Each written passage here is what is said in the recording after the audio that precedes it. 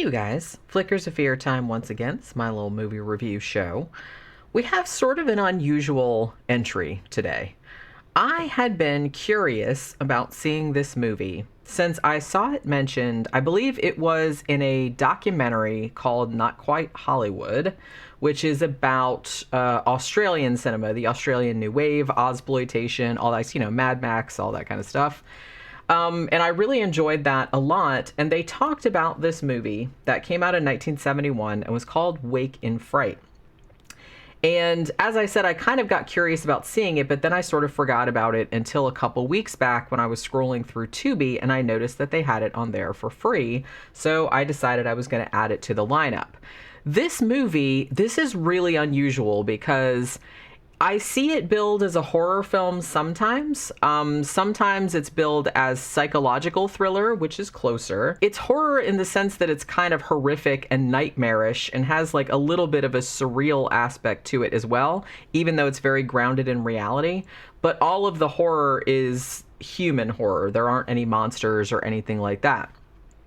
Now, this film, interestingly as well, it first premiered at Cannes, I believe, and was a huge hit there. And actually, that was the same year that Nicholas Roeg's Walkabout came out as well. And they were both screened. Those were like the big Australian movies that screened that year. And it got like all kinds of like accolades. And interestingly, though, the movie Wake in Fright, while quite critically successful across the board, particularly in the UK and in France, in Australia, they didn't like it so much, and a lot of people thought maybe it's because it's kind of showing, not all Australians, obviously, but it's showing like a particular kind of outback or very, very small town Australian in a not really all that flattering light. And maybe that's not why, but many people have speculated maybe that's why it didn't do all that well in Australia. Now, this movie was actually based on a book that came out in 1961 of the same title.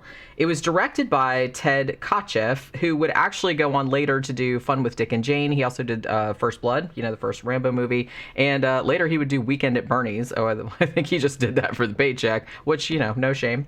Everybody's got to eat. But yeah, so it's interesting how his, this is the same guy, because really none of those movies. This is kind of like First Blood. I will say, this movie, it's very, very Australian. It is perhaps one of, and some critics have called it the greatest Australian film ever made. Nick Cave, who I'm a big fan of, famously said this was, something like this is the most terrifying and accurate, like, view of Australia ever put to film or something like that.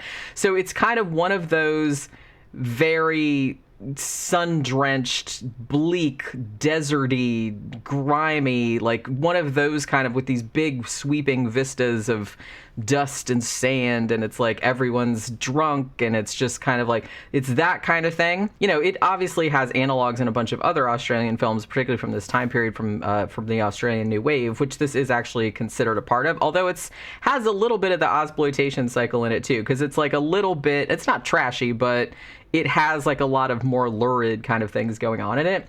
The movie this reminded me of the most was actually Straw Dogs, Sam Peckinpah's film, just in the sense that it's kind of critiquing this particular kind of like overt, like toxic masculinity type of thing, but in a way that it's kind of like a descent into hell sort of narrative. Now, I went into this movie not knowing exactly what it was about, like just having heard people like Martin Scorsese and stuff like that, who's also a big advocate for the film, big fan of it, and people saying it was just like really disturbing and stuff like that, which it is, but I purposely didn't really read anything about what it was about. Pretty much all I knew was about the guy goes to this like outback town and all this crazy shit happens. And that's true as far as it goes, but there are a lot of stuff, so I had no idea like where this was going. Now, I will say, before you run and watch it, because like I said, as of this recording, it is on Tubi for free, because that's where I watched it. There is a scene which is very, very controversial and very well-known, very infamous, known as the kangaroo hunt scene. And before you ask, yes, the kangaroos that were shot in this scene were actually shot in real life. They weren't, reportedly, they were not shot specifically for the movie, which would be horrible. But basically, the filmmakers went along with a kangaroo hunt that was going to go on anyway, like with some professional hunters. They were culling the kangaroo population at the time, and they filmed that and then kind of like interspersed it with, you know, the characters going on a kangaroo hunt. But I will say that most of the kangaroos that get shot in this, and like you see it, because I was watching it, and before, like I said, I didn't read anything about it before I watched the movie. So when I was watching the movie, I got to that scene and I was like obviously getting like really distressed because, you know, I love animals. I know that kangaroos have to be culled, like, you know, particularly at this time because they were, you know, their population's explosion and stuff like that. But I was like horrified, and I was just kind of like looking at it going, please tell me that is not real. I was like, that really looks real, and it's really, really bothering me. I'm like, I have no idea like how they could have faked that. But please tell me it is fake. But then when I was like researching it later, it's like that it wasn't fake. It was like a real, like there are some parts where like some of the characters in the movie are like, you know, wrestling one of them and like, you know, stabbing him and stuff. That's not real.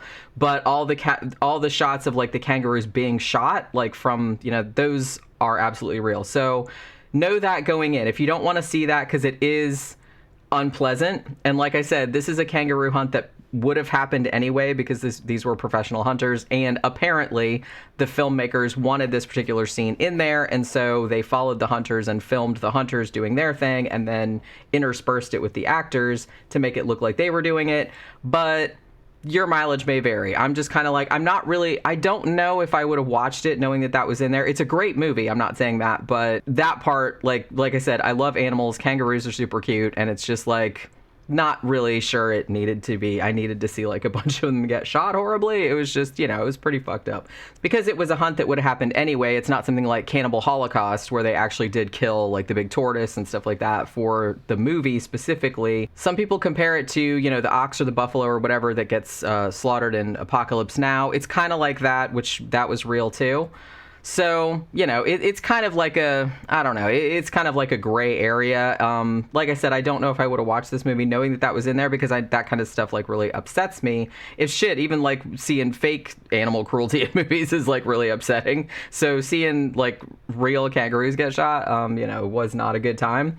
But I persevered, and like I said, this is actually a great movie, like a classic of Australian cinema. One interesting thing about this, I don't know if they mentioned this in the Not Quite Hollywood documentary, but for a long time this movie was considered like the great lost film of Australian cinema because I guess like the main negative of it had vanished. Like nobody knew what happened to it, or it got destroyed or something like that. So for a long time all that remained of this movie was just like shitty copies that weren't even like good enough to like put out on TV or VHS. Like I think they did do a couple of like real cheap ass like VHS releases and stuff, maybe like in the 70s or 80s, but they looked like really, really crap. And as I said, for a long time, they thought like the actual original negative was gone. But then in 2004, I think somebody actually found it. They were looking for it. So they did like a bunch of research, and they actually did find a pristine original negative. And so the movie was painstakingly restored, and then they did like a worldwide screening. They did another screening for it at Cannes, so everybody got to come see it that hadn't been able to see it for many, many years in the form that it was intended. So there's that as well. And I think it's got like a lot more appreciation since then. And like I said, now it's had like a Blu-ray release, and it's on Tubi. It's on all these other streaming services as well. So what is this movie about, Jenny? You might be asking. As I said, it's based on a book that came out in 1961 by Kenneth Cook. And it is about something, but I will say, okay, this is the sweatiest, drunkest, like dirtiest, nastiest, grimiest movie I think I've ever watched. It's just like the cinematography is beautiful. But you know, it's Australian outback, so everything's just very yellow and sand and rocks, and it's just kind of like these shitty structures. There's like these tiny little towns out in the middle of nowhere, and it's the middle of summer. when they're fixed. So everything is just like hazy and wavy. Everybody is just like damp and shiny and just like covered with sweat. There's flies all over everything. Everything's dirty and like covered with sand and gross, and everyone's clothes are sweaty and dirty, and it's just nasty. It's just, you could smell it. You could smell the movie like through the fucking screen, or at least I could. Because the thing about it, because, you know, I grew up in Florida, which, you know, it's not, the climate's obviously not the same as the Australian outback. We have the heat, but our heat's like swampy heat, whereas theirs is like desert heat. So I get it. Like, I get like everybody walking around just looking like their fucking faces are melting off because everyone's just like sweating their balls off. So I could kind of like relate to them. Like, holy shit, like this really looks like, I can imagine what it must have smelled like to film some of those scenes. It's like everything's just like disgusting. Everything's disgusting. Everybody is perpetually drunk. Everybody's just like perpetually like obnoxious, and it's just kind of like I said, it's almost like this nightmarish experience, that like a descent into hell or something like that. So here's the story. You have a guy named John Grant, and he is a school teacher. Now, apparently, back when this movie was made, or back when the novel was written, I'm not sure what the law is like now, or what the shit is like now, but what they would do was, I guess they didn't have enough teachers for kind of these public schools sort of out in the outback, right? So they would have this deal where you would kind of like pay this bond, or they would pay for you to, you know, get your teaching certificate or whatever, if you would agree to like a 2-year contract at some school out in the like the ass end of nowhere. So that's apparently what this John Grant guy has done. He's this very middle-class, educated type of dude, and you can tell that he really, really does not like living out here in the middle of butt-fuck nowhere. But, you know, he's got to do his contract, and that's kind of what he agreed to, and he's kind of like a little bit resentful about it. So the town that he lives in is called Tabunda, and it's basically kind of like back in the old days, you know, like back in the frontier days of the United States, when they had a one-room schoolhouse and like every kid, it didn't matter what age they were, was like in the same class. That's what this is. So there's just like everybody from like 4 or 5 year olds to like 18, 19 year olds, like in this fucking one-room class. So at the very beginning, he's sitting there looking at him. Everybody's kind of like waiting to, you know, for their watch or everything like that. And it's the Christmas holidays. Now, like I said, this is the Southern Hemisphere. So Christmas is right in the bang on in the middle of summer. So again, it's like hot, sunny, sandy, whatever. So John Grant has planned to go to Sydney to see his girlfriend, and he's really, really happy to be getting the fuck out of Tabunda.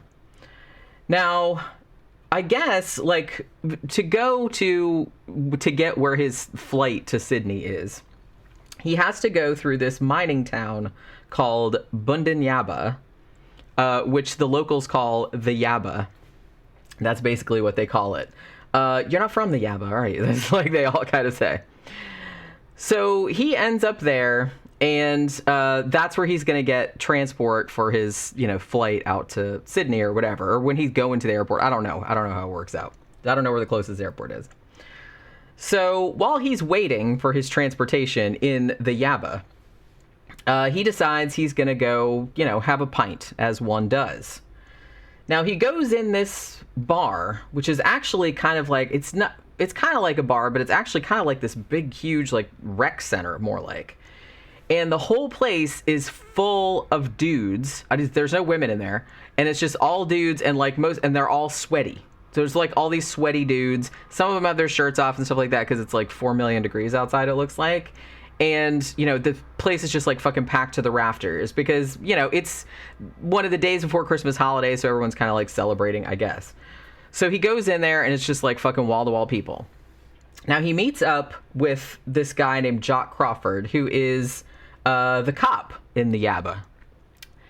And this guy, I kind of liked not knowing where this was going, because the guy that's the thing that's so like creepy and insidious about, like I said, this isn't a horror movie necessarily, but it has like some unsettling. It's more like unsettling than anything else, because you're not entirely sure what's going to happen in any given situation. You know what I mean? Everything just seems like it's slightly on edge or like slightly off kilter. It just kind of seems like that the whole time.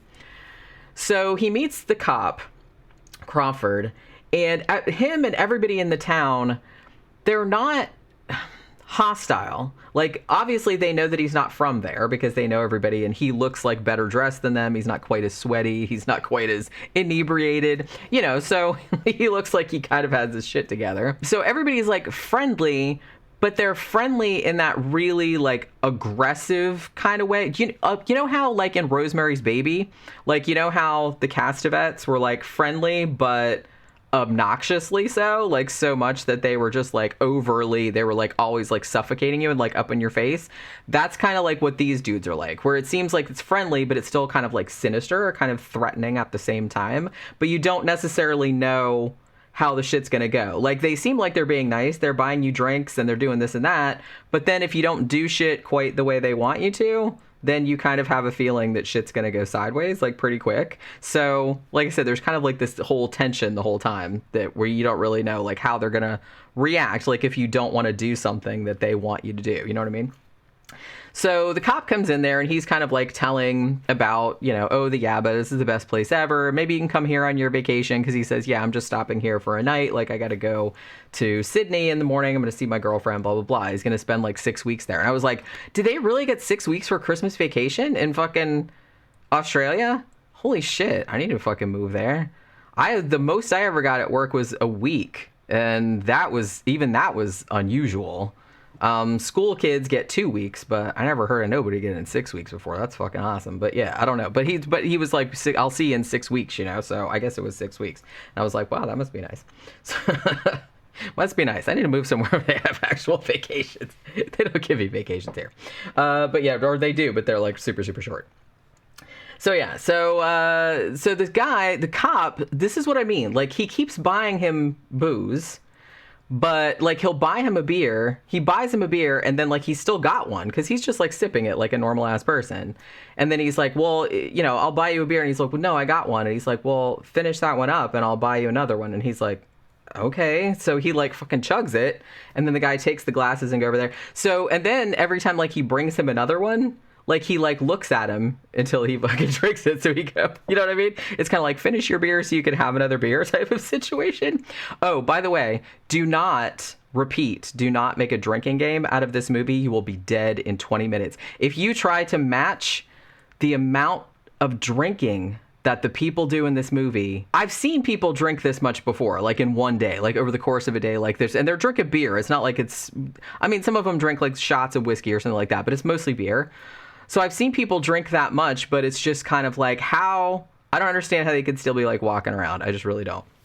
But yeah, seriously, don't try to match like the drinking in this, because all the people do here is drink. They just drink and drink and drink. And like I said, it's just kind of like they get a beer and then they chug it and then they go get another one like immediately. You know what I mean? They got to finish that beer so they can move on to the next one. And that's just kind of what they do in this town. And that's pretty much all there is to do. So the cop keeps doing that. And like I said, he's not being aggressive. He's not being hostile. He's actually being kind of friendly. Hey, I'll show you around the town. Hey, I'll introduce you to some people. And John's kind of like not really having it, because the thing about John is that in some ways justifiably, you know, he's from a big city. He's, you know, a lot more educated, things like that. So he kind of like looks down his nose at some of these people. And like I said, you know, you could call him a snob and stuff like that, but the way that shit goes, in a way, I think he's kind of like justified in feeling that the people here are just like these fucking animalistic,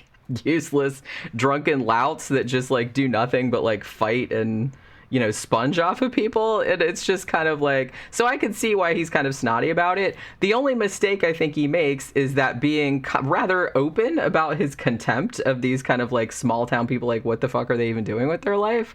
And part of that might stem from his own resentment, because he doesn't like that he's stuck in some like butthole little town, and he kind of wants to go. He actually wants to go, not even back to Sydney. He wants to move to England with his girlfriend. So that's kind of his aspiration. So yeah, so he's like not real, he's not real magnanimous. Like he's not really willing to keep his mouth shut. So he's a little bit of a snot. And like I said, the cop doesn't really get offended, but he's just kind of like, he can't believe like why anybody would not like this town. This is the Yabba. It's the best place ever. Why would you want to go anyplace else? Even though it's clearly not the best place ever. It's a shithole, by pretty much any measure. So as this goes on, like, obviously he keeps buying him more and more beers. John doesn't really have the stones to, like, kind of stand up and be like, hey, I don't really want any more. Or if you do, like, you can say that, but then everybody will kind of get all aggro, and then they'll sort of, like, bully you into keeping drinking, you know what I mean? So there's that. So he ends up getting, like, pretty fucking plastered. And the cop takes him over to this other place, like, to get him some food, like, to get him some steak or whatever. And in the back room of this restaurant, there is, like, this big, like, gambling thing. And it's basically, I didn't know if it was a real game or not. I mean, I figured it probably was, but it's called 2 Up, and it's just kind of like 2 quarters or whatever. And somebody puts them on a little piece of stick or like a little something, and then you flip them up in the air, and then if they both land heads or they both land tails, then whoever bet on either one of those things wins. If one of them's heads and one of them's tails, then nobody wins. They just do it again. So he's kind of curious, and he goes back there in the back room, and there's, like, all these dudes, like, sweaty, smelly dudes, like, back there betting on this game. And at first, he's just kind of like, that's some stupid shit. And I was like, yeah, I agree. But the drunker he gets, and while he's in this cafe also, he meets Donald Pleasence's character, because Donald Pleasence is in this, in case I didn't mention it. Donald Pleasence is almost kind of like the dark side of John Grant's character, because he's a doctor, he's educated, he's from the big city, but then he came to the Yaba, and he just kind of, like, succumbed to the madness. He succumbed to the shittiness of the place, and he's kind of, like, picking on John a little bit for being so contemptuous of them. He's like, oh, what do you expect them to do, like sing opera or anything like that? It's like they don't have anything. And he says something like, you know, if you're stuck somewhere, you might as well like it. So apparently that's what happened, because Doc is also an alcoholic, although I don't know how you could tell he was an alcoholic any more than anybody else in this movie, because everybody in this constantly drinks. I mean, that's all they do is drink. So I don't really know how he's more alcoholic than anybody else, but he's the only one that's willing to admit to himself that he's an alcoholic, I guess. So there's that. So he gets in a conversation with that guy. So then, as more he gets drunk and the more he kind of thinks about what Donald Pleasence said, he kind of, like, goes back in the room, and he's like, what the fuck? I'm going to put some money down on, on this game. And he does, and he does it a couple times, and he ends up winning a whole bunch of money. And he's just kind of like, ooh, awesome. Now, he wins a whole bunch of money, and like a smart person, he goes back to his hotel room and is like, woo, look at all this fucking money. And then, like a not so smart person, he thinks to himself, if I took all of this money, every gambler in the world, if I took all of this money, all I have to do is just win one more coin flip, and I will have enough money to get the fuck out of my contract and move to England with my girlfriend. I can be out of this. So, stupidly, he decides to do that. It will surprise nobody that he ends up losing all of his money. All of it. So, he's basically stuck in this town. Because, like I said, he was supposed to leave, and he had quite a bit of money on him. And like a dumbass, he lost every single fucking penny of it. I think he had like $1 left or something. So now he's stuck in this town. And the more he's stuck there, the more his morality, I guess, starts to degrade to a point where he just starts hanging out with all of these bums that just kind of like, they're just these obnoxious, like super like macho, like that's all they want to do is like sit around and drink, and they don't give a shit about anything else but drinking and like shooting kangaroos and like throwing shit at like doing fucking petty crimes and fighting one another and just that and gambling. That's all they do. None of them have jobs. None of them do anything remotely useful. They all just kind of like lay around, and this whole town, it seems, has almost kind of like become a little bit, it's like nobody seems to do anything. Like nobody has like, except for the guy that like works in the cafe and like cooks and stuff. It's like everybody just seems to like sit around, and everyone just kind of like sponges off everybody else. And one of the things that Doc or Donald Pleasence like says to the guy is like, oh, well, if you're in the Yabba and you don't have any money, like everybody will just give you free shit. Like everybody will just buy you free beer and stuff like that, which sounds neat until you think that maybe the reason they're doing that is because they're just trying to drag everybody else down to the same level with them. So that's essentially what happens. This dumb John Grant, like I said, okay, I do like his character, but a few times, like I said, when he's doing the gambling thing, look, I've been really drunk. I've done stupid shit too. It's like I could see that one thing. But as it goes on and he just starts hanging out with these people, and like I said, this is almost kind of like Hanging Out with Obnoxious Drunks, the movie, which is like a nightmare, which to me was something that made it like really nightmarish. Because it's really, like I said, there's, this is the Australian Outback, but there are still like some kind of, analogs in kind of like, redneck sort of culture. And it's just sort of like, yeah, like hanging out with drunk ass people like that all day is like one of my worst nightmares because I grew up kind of in a rednecky kind of town.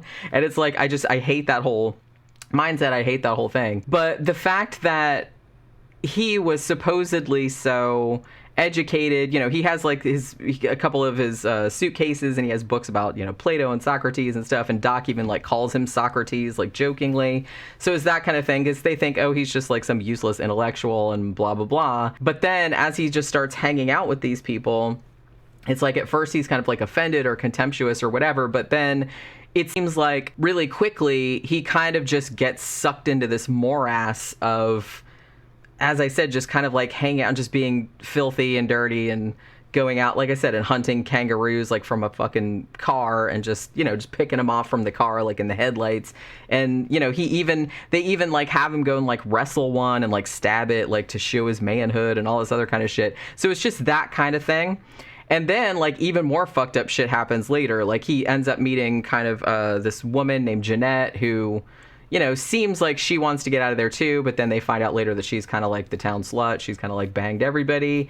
And then, like, he ends up over at Doc's house, like, after one night where he drank so much that he blacked out and nobody remembers anything. And Doc is just, like, lives in this, like, disgusting shithole of a shack. And he's like, he doesn't pay for anything. And he's just makes it like this weird gross stew like out of kangaroo meat, and he has to keep doing the flies off of it. Shit's so gross. It's so gross. And then like basically I think it's implied that Doc either rapes him or tried to rape him like while he was really drunk. That's very, very strongly implied. So, after all this happens, the fucked up thing is, like, so all this shit happens. John is there for, well, I think he's there for, like, 4 days. Because at first, like, when he loses all his money, the next day, he actually tries to do something to correct it, as in, I'll go to the labor office and I'll just get, like, a job so I can get some money just so I can get out of town, you know what I mean, until I can access the rest of my money or whatever. So he does try to do that, but then, like, he does it, it's a Saturday, the office is closed, and then he just ends up in this bar, and it just becomes, like, this fucking spiral to downward, like, from then on. Where, like I said, that he's just ended up shooting kangaroos and, getting possibly raped by Donald Pleasence and all kinds of terrible things happening. And then, like, the way, I don't know if I really want to spoil the end because I kind of feel like maybe a lot of people haven't seen this. It's a little bit, I kind of feel like it's slightly more obscure. As I said, I had only heard about it because it was mentioned on that Australian film documentary, and it just kind of sounded sort of interesting to me. Yeah, I mean, it ends up, it's kind of like, the way that it ends up is sort of like, all this fucked up shit happens, like, a really fucked up thing happens after that, but then, he sort of like gets out of it, and he just goes back to, he doesn't even go to Sydney. He just goes to like Tabunda, and somebody asked him like, hey, how was your holiday? He's like, oh, it was the best. I'm like, okay, whatever. So it's almost just kind of like, he went through it's like a trial by fire thing. Like I said, I guess they were trying to make a point about this kind of like weird, like overly toxic masculinity kind of thing, but how it was like a rite of passage or something, and like now he's learned something new about himself or whatever. But yeah, so you have to go be like a scuzzy drunk for a while in the Australian outback and shoot little innocent animals from a car, and then like just and fight with your friends and throw bottles at a bar and shit like that. Just I'm like, okay, whatever, you do you, bro. that's what you want to do then. All right, but yeah, so yeah, this movie is on Tubi at the moment. As I said, don't go into it expecting like a traditional horror movie. It's very Australian. It's like Australian new wave meets a little bit of Ozploitation. So you have those, like I said, those big desert vistas, like these old crumbly type of stores. Like everything looks like it's grimy and covered with sand, and everybody's sweaty, and it's just kind of like, and everybody's just drunk the entire time, and everybody's gross and and dirty, and it's just kind of that, and it's more like a psychological, and it's not like a lot of the imagery isn't necessarily surreal. It does have a couple little things where it kind of goes like, woo, like when he gets like super drunk and everything, which makes it, but it's almost kind of like, it's a very sunlit, deserty, like wavy sunlight kind of like nightmare. So it's that kind of thing. If that sounds like something that you would be into, if you like Australian films from that era, then I would absolutely recommend checking it out. I found it really, really compelling. Some people, I saw a couple reviewers that didn't like it. They just thought it was boring because they thought it was just a guy hanging around with a bunch of shithead drunks all the time that are like always shouting and smacking each other and drinking, which, I could see that. I get it, but I kind of think the point of the story was the way he just kind of got sucked into the culture of this place and how easy it was for somebody who was supposedly better than that to kind of like just revert to the mean, I guess. So, and how easy that was. So I think that was kind of like the point of the movie, how easy it was for him to like revert to savagery, like even though he was supposedly so enlightened and whatnot. So, so kind of, but no going in. The kangaroo hunt scene which is probably about 3/4 of the way through, if I'm not mistaken, is pretty upsetting to watch because, like I said, those kangaroos did actually get shot for real. So if that's not really something you want to watch, maybe kind of skip it. It's not like the whole movie. It's probably only like, I don't know, it's like a 5 or 10 minute scene, something like that. But it's pretty infamous for a reason. Apparently the director, he was a vegetarian. I don't know if he still is. I don't even know if he's still alive at this point. But he kind of justified it. He said, look, I went through, he's like, I was going to cut it out, and then I went to like all the animal cruelty things, and they said, no, you should absolutely show it because we want people to see how horrifying that is, and so it's better not to sugarcoat it, which I can see that argument. So yeah, but just know it was very, very distressing for me to watch, and because you know how I am about animals. Like I said, even fake animal cruelty in movies really, really bothers me, and I was watching this and being like, man, please tell me that's fake. That looks really real. And then like afterward, I was like, fuck, it is real. I knew it. I just knew it wasn't fake. I could tell. So know that going in. But other than that, if you're really into Australian cinema from this time period, from the early 1970s, then it's definitely worth checking out. It has like 96% on Rotten Tomatoes or something like that. As I said, it's kind of more like a psychological film. There's no supernatural anything, nothing like that. It's more just kind of like a nightmare. So if you've seen it, let me know what you think about it in the comments, or if it sounds interesting, we can talk about that too. And that'll do it for this Flickers of Fear. I will see you guys on the next one. Bye.